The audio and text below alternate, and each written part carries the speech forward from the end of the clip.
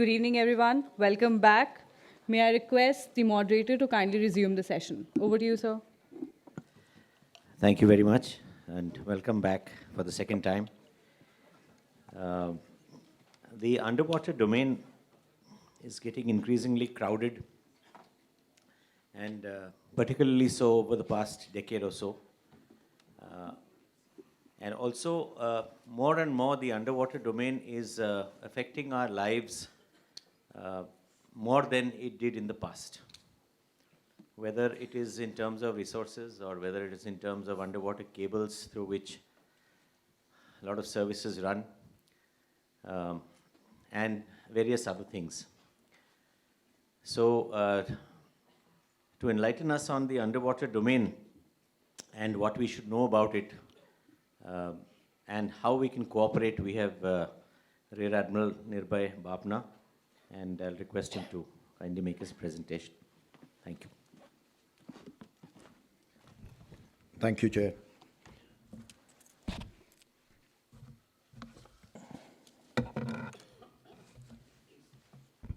Good evening.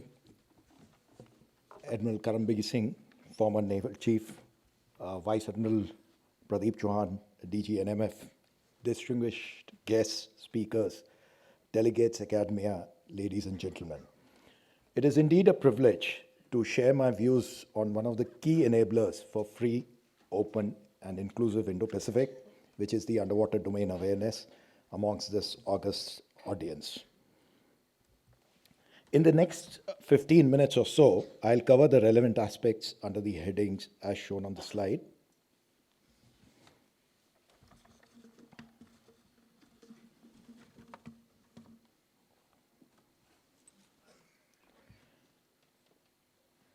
The centrality of Indian Ocean was highlighted by Ms. Lekhi, Honorable Minister of State for External Affairs. And since we have extensively delved into the relevance of Indo-Pacific, let's now turn our attention directly to the issue of underwater domain awareness. The undersea threats can be broadly classified as non-military or dual use and military threats. I shall be covering them, the salient aspects of these in the subsequent presentation. Data collection in the undersea environment involves various aspects ranging from scientific research, economic development, and strategic interests. And this could be used to explore the potential of marine resources and to monitor the marine environment. However, undersea data collection also raises concerns about risk of data leakage, theft, or manipulation, and potential conflict with other countries over sovereignty and jurisdiction issues in maritime zones. Mr. Madhavan yesterday raised the issue of deep sea mining. Most countries have been bidding for rights for deep sea mining in their areas of interest. These licenses are facilitated by International Seabed Authority. However, there are some countries, and I think everybody's aware of which countries I'm talking about, are utilizing these licenses to expand their reach in areas far beyond their mainland. China has expressed interest in deep sea mining in Southwest Indian Ocean and in Peru Basin. Both have rich deposit of polymetallic nodules. They have also evinced interest in the Central Pacific, where the largest known deposit of manganese nodules exists, and the Mid-Atlantic Ridge, which is home to hydrothermal vents, which are rich in gold, silver, and other metals.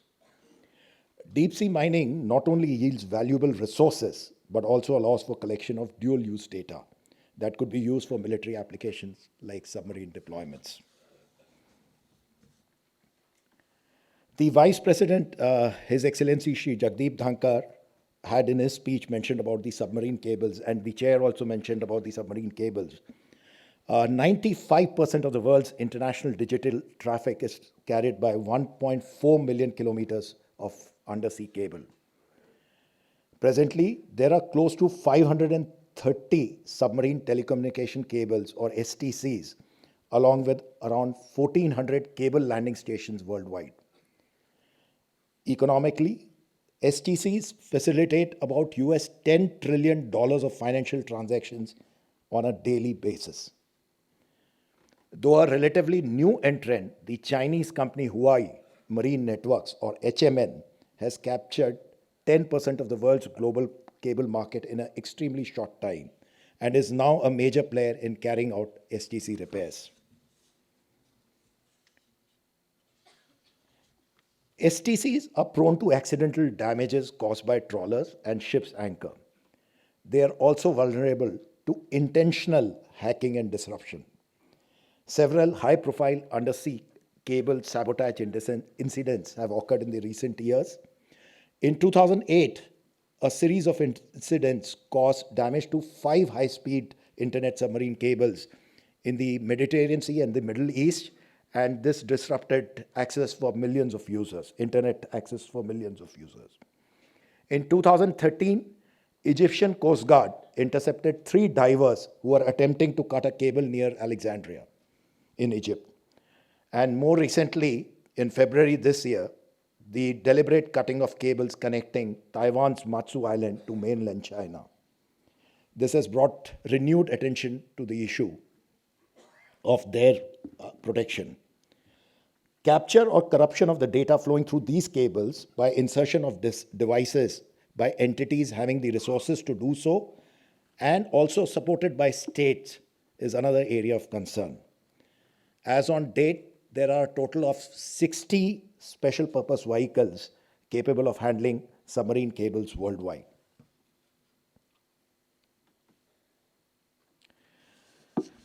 Resource-constrained countries are also being persuaded for collection of marine data through joint research projects in their waters. Memorandum of understanding between various universities in the region with universities in China have been signed for conducting marine and oceanographic research. China uses these MOUs on marine research to conduct underwater surveys. Currently, they are undertaking underwater surveys on the pretext of locating sunken treasure of Admiral Zhang's fleet in our neighborhood with one of the universities. In addition to the likely use of the data collected for military applications, installation of components for underwater observation during these voyages also cannot be ruled out. It can be seen that Chinese survey ships have been systematically surveying vast swaths of Indian Ocean in the recent past. Deployment of underwater sensors by these ships is a real and present threat. This involves fixed sensors on the seabed, monitoring buoys, and mobile sensors. China is known to have deployed a fleet of underwater drones in the Indian Ocean. In 2019, they had carried out a deployment, and in just 3 months, they had made more than 3,400 observations. The data collected from this kind of deployments can easily be utilized for military applications. Considering the strategic significance of the area, there has also been a constant increase in the number of deployments of extra-regional submarines, including SSNs and UUVs. Chinese submarines have been regularly operating in the region, which has become a cause of concern in the present geopolitical scenario. Further, reports of UUV in sovereign waters of other countries have complicated the security architecture of the region. In 2016, a Chinese UUV was found in the waters of Philippines near the disputed Scarborough Shoal. In 2019, another UUV carrying a camera and surveillance equipment was found in the waters of United Arab Emirates. In 2021, a North Korean UUV carrying a cutting device that could be used to damage underwater cables and pipeline was found in the waters of South Korea. Recently, the integration of sea drones into the conflict between Russia and Ukraine marks a pivotal shift in the landscape of naval warfare, ushering in a transformative era. This revolution can be primarily ascribed to the remarkable advantage offered by the sea drones, characterized by their low cost and the simplicity by which they can be manufactured. As we know, IOR encompasses 7 maritime choke points. 4 of these bridge the Indian Ocean with the Pacific Ocean. That is the Malacca, Sunda, Lombok, and Ombevetar. Each of these straits is unique in terms of navigation by surface or subsurface vessels. Out of these, depths and widths of Lombok and Ombevetar are adequate for submarines to transit submerged. Once they cross through these choke points into the Indian Ocean, they could be anywhere, and the problem of detection within the 68 million square kilometers of IOR becomes extremely challenging. One of the challenges in our region is the behavior of sound in tropical waters. The speed of sound is affected by temperature, salinity, and depth profile. In cooler latitudes of Atlantic and Mediterranean, the surface temperature ranges between plus 7 degrees to around a few negative degrees at depths. This variation between the surface and subsurface temperature is limited. This sharp variation of temperature in our waters results in extremely poor detection ranges.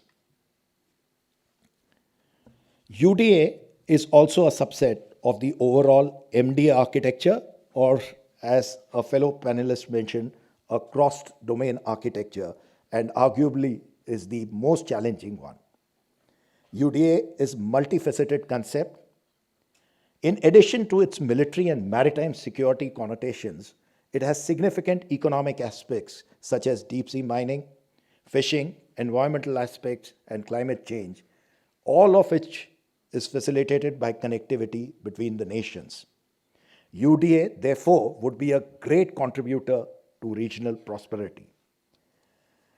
Considering the challenges in developing UDA by any single nation, the need of collaboration between like-minded countries, including those with technological capabilities such as US, Japan, France, and UK, amongst others, as well as geographically advantageous countries like Indonesia and Timor-Leste, cannot be overemphasized.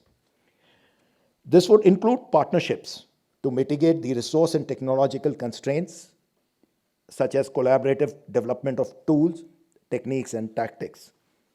There is also an urgent need to develop procedures for conducting coordinated maritime patrols and information sharing mechanism, something which was mentioned by Professor Payne with respect to MDA and was very beautifully articulated by the Honorable Minister to have standard operating procedures for communicating at sea. India, on its part, has been making slow but steady progress on these fronts along with our friends and partners. Something on this line was mentioned by J.S. Disa yesterday in her speech about Nishar. Capacity building to protect the undersea infrastructure, undersea cables, submarine pipelines is also important. The significance of disruption to undersea infrastructure, such as the deliberate attack on Nord Stream pipeline in September last year, necessitates us to work together as a counter. Broadly, the collaboration for capacity building can be progressed under 3 key areas of technology exchange, information exchange, and deconfliction of effort.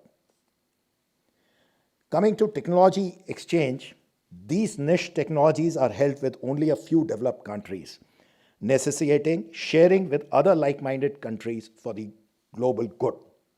Some of these technologies are as shown on the slide.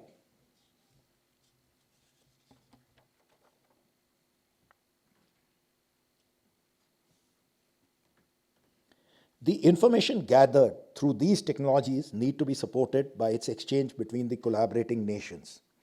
The information exchange may include data regarding sea profiles, environmental changes, disaster warnings, unregulated use of undersea wealth, and unlawful activities in addition to other undersea threats. Such exchange will contribute to a collective response to address these shared challenges. I endorse the view of RAdm Iqbal when he mentioned yesterday about collaborative capacity building. With technology and information exchange, there would also be the requirement for deconfliction of effort. For this, we need the countries of the region to collaborate, complement and contribute towards building a robust UDA architecture. Thus, the execution of UDA concept capitalizes on the individual strength of the countries to build collective resilience. In this endeavor, some of the core strengths of the Quad countries and other countries is as shown. To highlight a few advanced capabilities, USA's Integrated Underwater Surveillance System, IUSS, creates a comprehensive picture of the underwater environment. The fishhook sources, which is a network of underwater hydrophones and magnetic anomaly detectors, is understood to be deployed in a series of lines that extend from the coast of Japan to the South China Sea. There is a justifiable and an urgent need for a similar undersea surveillance system in the Indian Ocean region too. Australia uses Integrated Marine Observation System.